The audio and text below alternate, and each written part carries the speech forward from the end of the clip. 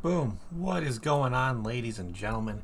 Happy Monday and happy Labor Day to you all, and welcome to another live beer review. Today, there's a specific reason why I chose today's beer. If you're not a wrestling fan, if you didn't know, this past weekend had a lot of wrestling pay-per-views going on. When it comes to Saturday, you had Clash of the Castle with WWE, and then yesterday you had NXT's Worlds Collide, and then you had All Out, which was an AEW pay-per-view. So I thought, why not choose a wrestling themed beer? And of course, I have one here. I think this is the first beer I'm ever going to try from this brewery. We got one here from Austin Brothers Beer Co. out of Alpena, Michigan, and this one is called the The Slamnesia.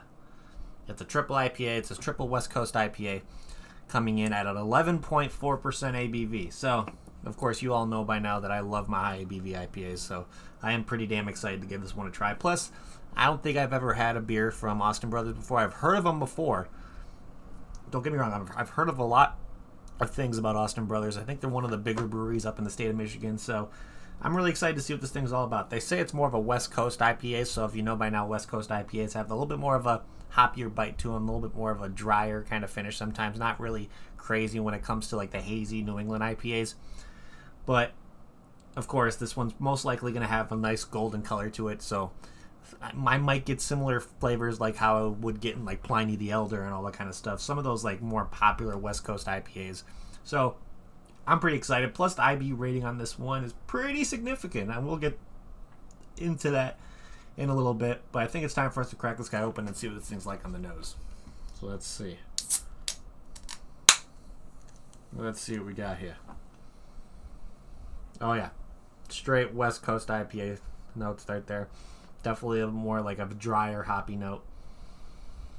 Getting a little herbal, spice kind of notes with the hops too as well, but I think there's still going to be hints of fruitiness in there, maybe a little bit of tropical fruit flavors because they used, I believe this was brewed with, okay, so it's a triple IPA, double dry hop with all mosaic hops. So this is a mosaic hop triple IPA. I'm assuming most likely they may have added some other stuff during the boil and all that kind of stuff, but with it only being dry hop with mosaic, there's definitely going to be a lot of tropical fruit flavors in there, having a nice kind of hoppy bite as well. So I'm going to be drinking this out of my Beautiful Disaster little 311 snifter glass this afternoon. So let's pour this thing, see what it's all about. Like I said, I'm thinking this is going to have a nice kind of a, almost unfiltered, murky golden color to it. So let's see what we got. Yeah, definitely has that more of a golden color, not as crazy like the orange juice New England IPA hazy guys that you're used to seeing. But he has a nice little bit of a head. Definitely has a little bit of a head of haziness to it, but I consider this more of a murkiness more than a haziness. So definitely an unfiltered guy, but look at that. It has a nice almost amber golden color to it. Nice little bit of head. Still getting a lot of those like very dry and just upfront hoppy notes. Definitely getting a little bit of tropical fruit. Can't really figure out what it is I'm getting though. But yeah, it smells absolutely delicious. So I think this is going to be a pretty solid one. So let's give this guy a try and see what it's all about. So cheers, everybody. Happy Monday and happy Labor Day to you all.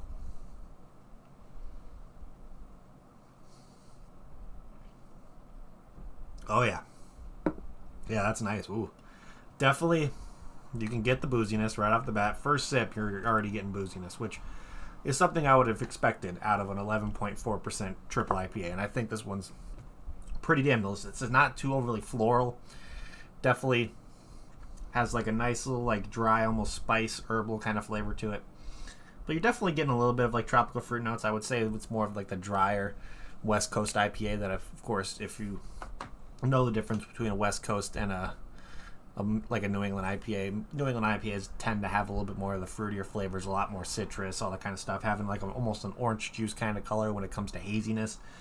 And then the West Coast style kind of helps in bringing over those like spiced and more of like those bitter hoppy notes. So this definitely stays in the category of knowing that they can do a nice West Coast IPA pretty damn good. Of course, like a West Coast is what I would consider like an American style IPA, so like an American IPA like that. But overall, I think the flavors are really nice. Let's see. Definitely, the booziness doesn't linger too much, which I think is really, really nice. But you definitely get it right up front. So this is pretty damn delicious. This is absolutely delicious. So let's look over here at Untapped. And because you guys heard me talk about the IBU rating on this one, so this is with the similar beers list to this one, of course, having that like triple IPA West Coast style is definitely. I don't think I've seen a lot of like West Coast triple IPAs before, so it's really cool to experiment one from the other side of the country when I'm used to experiencing a lot of like the triple and quad IPAs that are more of like the New England kind of style of IPA. But this one, I think, really narrows it down to having those nice, just dry herbal spice hoppy notes, getting a little bit of fruitiness, getting that booziness, but overall just not making it too overpowering, which I think is nice. And sometimes some West Coast and American IPAs can tend to do that, be a little bit overpowering when it comes to like the dryness and the bitterness and all that kind of stuff. So trying to find a similar beer to this one is going to be interesting. I would definitely put this one in the realm of being similar to Pliny the Elder. Definitely has that hoppy, bitter bite that you like in a nice, like you would expect in something like Pliny the Elder. So to be honest, I would probably choose Pliny the Elder to be the something most similar. Those ones are definitely... Pliny's going to have a little bit more of like a spice kind of forest floor, like piney kind of flavor to it, but I think this is going to be pretty damn close. You still get a little bit of fruitiness from Pliny, but I think this is going to be pretty damn similar because, of course, you know Pliny the Elder has a pretty high IBU rating, which IBU means is just a measurement of hoppy bitterness in a beer. And the IBU for this Slamnesia is 125 IBUs, so definitely up there. Of course, I would pick the Tony's Car from Metal Monkey to be something like this as well. I did a review on that, so of course Metal Monkey's a Illinois brewery, so if anybody knows about them, you probably have a similar experience if you get the Tony's Car. So when it comes to Tony's Car and the Metal Monkey, and then of course you got Pliny the Elder, which I think is going to bring really similar flavors to this one from Russian River. So those are the two I'm going to choose, but let's look here and see what they show as a description on this one. Of course, they actually have the description here on the can as well, which is right there. So this was their back for their sixth anniversary. So it's their 6th anniversary. Slamnesia is a light filtered West Coast triple IPA featuring loads of mosaic hops, dangerously drinkable for a beer of its size. And then of course on here it has a little bit more. So what it says is brewed annually, celebration of our anniversary. Slamnesia is an unfiltered triple IPA, double dry hopped with all mosaic hops, giving strong mango, peach, and tropical fruit notes, noticeably drinkable, almost sessionable. I don't know if I'd go that far with being the almost sessionable. I mean, the flavors are enough to where it's definitely an easy drinker, but I don't know if I'd put it to the point where it's like, hey, I'm going to session a couple of these and just be totally shit-faced and everything like that. But they're actually doing a cool thing on here where, of course, you hear me talk about once in a while when I specifically review things from Adroit Theory. They like to put pairings on their cans and everything. So when it comes to either a food, cheese, cigar pairing, and maybe a music pairing, they like the two when it comes to Adroit Theory. They actually put a pairing on this one that I think is pretty cool. So what they say pairs well with this one, you got dark chocolate, you got pork belly, which I just had yesterday. If I would have known that, that would have been something good to know. We got funky cheese, so any of you like more of your strong flavored cheeses. They say this pairs well with pad thai, and the last one, which I think is the funniest, is it pairs well with your couch. So this is one that you can sit on your couch and drink, and mostly not going to want to move for the rest of the afternoon if you're having a few of these. But yeah, overall, yeah, I think the description of this one is pretty close. I would say it's definitely, I don't want to say it's not packing you full of like those fruity flavors from the mosaic, but I still think you're getting enough of it. But when it comes to how they would say it's all, like when it's, how am I trying to explain this? So when they're saying it's packed low with those fruit flavors, of course you're going to get those fruitiness, but I think when they explain that you're going to get a lot of those fruitiness from the hops, it's definitely going to be more on the back end instead of just like how you're with a New England IPA, you're just going to get those flavors right up front. Of course, then the booziness is going to come through on the middle and all that kind of stuff. But overall, yeah, I think this beer is really solid. I'm definitely a fan. So looking back here at Untapped, let's see what they show us for ratings and all that kind of stuff in this guy. So like I stated before, it's an 11.4% triple IPA, which you know by now, this would definitely not one I would consider sessionable, even though they say on the can that it's almost sessionable. I would not like drink like 3 or 4 of these and then plan stuff for the rest of your day because they're going to be a little bit sloshed. Of course, 125 IBUs, which is a nice hoppy IBU rating. And with over 557 ratings, this one has an average rating of 3.96 out of 5, which is not bad. I'm actually really surprised it doesn't have more of an average like a 4, between 4.25 and anything like that. But of course, we like to look at my friends list and see if anybody on my friends list check this one. And of course, when I purchased this one, I got two of them, one for me, one for my father. So my father checked this one in. He gave it a 3.75 out of 5. Purchased from Tavour, which is how we got ours. So you can definitely get beers from Austin Brothers on Tavour. But of course, I think they're well known enough to be having some pretty high availability when it comes to being available in Michigan as well. Of course, showing a verified location on Untappd. There's one place in Sterling Heights, Michigan, which is the Napa Valley Beverage Co. So you may be able to find this one from Austin Brothers, or maybe some other beers from them if you're looking to see if you want to try some other beers from them. But let's look here at the global rating. Let's see what other people had to say. So this guy gave it a 4.25. Didn't give a reason why. Doesn't need to. This guy gave it another 4.25. Purchased at Rishi's International Beverage, which is in Grand Rapids, Michigan. Let's see. We got a 3.5 here. We got a 4 out of 5. Purchased from Tavour. We got another 3.5. We got another 4.5. 3.75. 3.5. 4.75. Let's see. 3.75. So we got a full 4 out of 5, just saying 11.2 with like a little sad face. I wonder, is this 11.2? No, I wonder why you said 11.2. That's weird. Because the can says 11.4. Who knows? But let's see. We got another 4.5. Let's see. 3.75. No rating. Let's do 3 more. And then we got a 3.75 here. Just said another from yesterday. A couple of these would sneak up on you. Yeah, I would definitely agree with that. Let's see. 4.5. Picture of their dog instead. And the last one we're going to look at here is 3.75, and just did give a description. But I'm looking and seeing, so it looks like the availability when it comes to what this beer is going to be mostly around Michigan. I didn't see any pickups and purchases besides Tavour that is going to be out of the state of Michigan. So of course this is probably going to be one you'll be able to find around like Grand Rapids and all that kind of stuff. So it's raining over there by you. Yeah, I know. Rhett's in the heat and Ian's just getting soaked in the rain. But over here, it's not that bad. I would say it's in like the mid-70s right now. So overall, pretty decent weather. So with all that being said, let's start trying to figure out what we're going to be doing for ratings over here on Arn with this guy. And of course, first thing we're going to do is look at the can art, because I like this one. It reminds me of those old wrestling posters you would see in like the 70s and 80s, all that stuff, where they're promoting when there's like small wrestling promotions coming around. So they have like the big bold letters trying to get you intrigued in it. So you have the Slamnesia, of course you have the little masked wrestler trying to do a flying body press or something like that. And then it almost looks like one of those like just bam, like word blast kind of situations. All like the different stuff like that. Of course, they took up almost all the real estate on this can art just by putting random stuff on here. It looks like, so you got the Austin Brothers logo, which I think is really nice and clean, so I give them credit for that. It's definitely sophisticated and just really, really classy. Recommending the glass to use it in, which is a snifter, having the pairings, and of course all the warnings on there when it comes to things you have to put on beer cans and all that kind of stuff. So they took advantage of the entire real estate just to make sure there's no blank space, which I can really, really appreciate. So with this one, just because I'm a wrestling fan, it kind of hits a little bit more to home. I'm going to give this I'm going to give it a 4.5 out of 5. Really, really nice. But let's see here.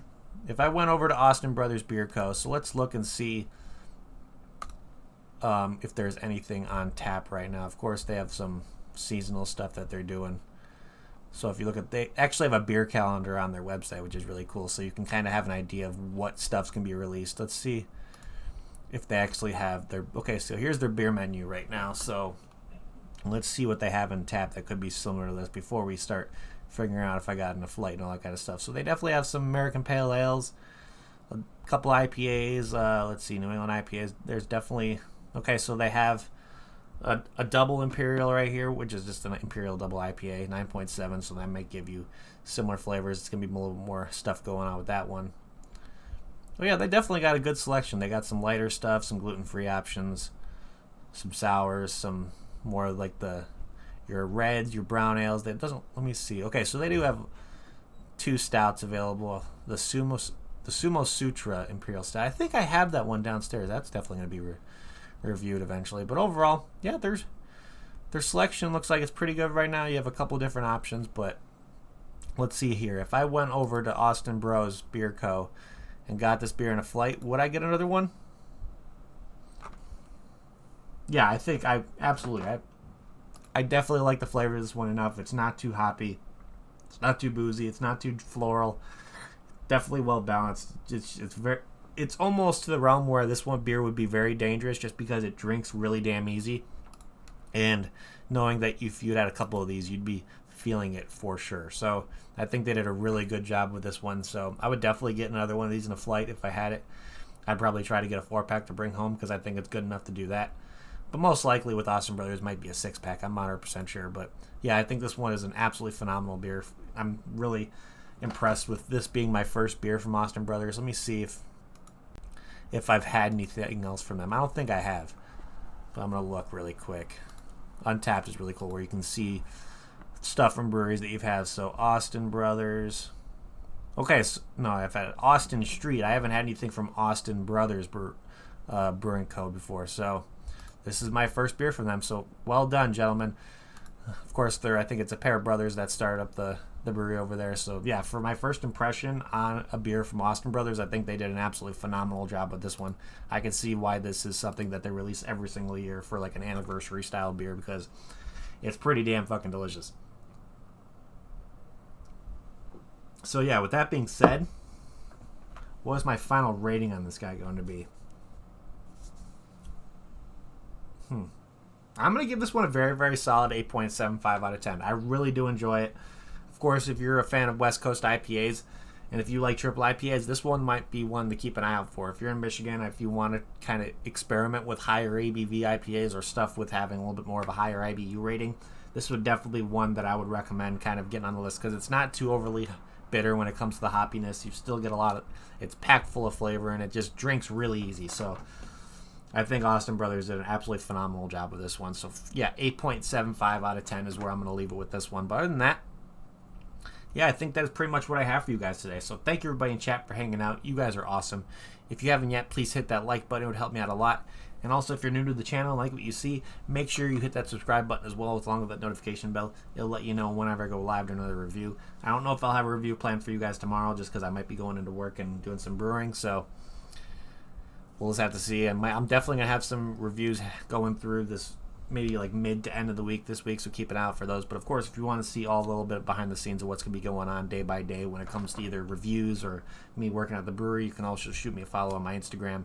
That's where you're going to see that. I'm trying to get a little bit more proactive on showing a little bit more behind the scenes stuff over at the brewery. So just need to hold myself accountable to that. But then, of course, you can shoot me a friend request on Untapped as well. You guys hear me talk about Untapped all the time. I think it's a fantastic platform for any craft beer lover out there. I like to call it Facebook for beer drinkers because that's pretty much what it is. And you can check in beers, get badges, and it's a fantastic platform. The team over on Untapped have created a really cool thing over there, and it's so user-friendly to use. So I recommend anybody who's a craft beer fan to get on over there and make an account. And shoot me a friend request while you're down there. Link to my profile is down in the description below. And of course, last but not least, then I'm going to say the best way you can support me besides watch my videos is to go over to my Patreon and shoot me a follow over there. Of course, you can join any tier you want. You can be able to get yourself into my monthly Illinois exclusive craft beer giveaways that I do, to where I pick out Illinois exclusive craft beer and I pretty much mix and match. It's not going to be all from one brewery, so how I'm doing it now, I used to kind of give the Patreons a little bit of a hint of what I'm be getting them just by showing a picture before I do the drawing and all that stuff. But I think moving forward, I'm going to just surprise people. Just get a 4-pack and just do the drawing, and people are just going to be winning random stuff that I pick out. Of course, everything's picked out by me. So I'm not even going to give you guys a hint of what you're getting. You're just going to kind of have to deal with what you get. I think that'll adds a little bit more fun into it and a little bit more suspense. So if you want to support me, help me do what I do, help me get more beer in my hands so I can help me get more beer in your guys' hands as well, Patreon is going to be the best way to do so, so you can find a link to that down in the description below as well. But other than that, yeah, that is what I have for you guys today. So again, thank you everybody in chat for hanging out. You guys are amazing. Thank you everybody who's going to be watching on the replay as well. You guys are fantastic. And I'm going to end this like I always do before we get the hell out of here. If you're going to drink responsibly. Don't drink and drive. And I'll see you all next time. Cheers.